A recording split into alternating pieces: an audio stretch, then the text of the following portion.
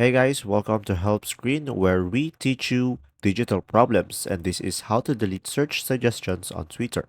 So guys, first thing that you will do is to make sure you have the latest version of Twitter, and from here guys, open the application, and once you are inside, you just click on the top left corner of the screen, and from here go to settings and support, and go to settings and privacy.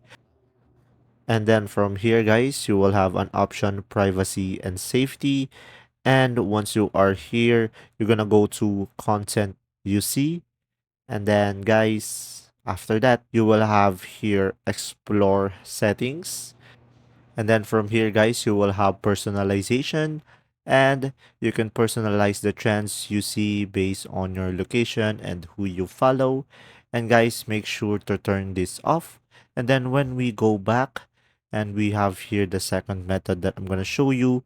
As you can see here on the search button, you will have here the trends of your country or depending on your location. And if you don't want that to show, you can just click the three dots on the right side of the screen. And then from here, you will have two options, not interested in this, and this trend is harmful or spammy. So guys, make sure to click not interested in this.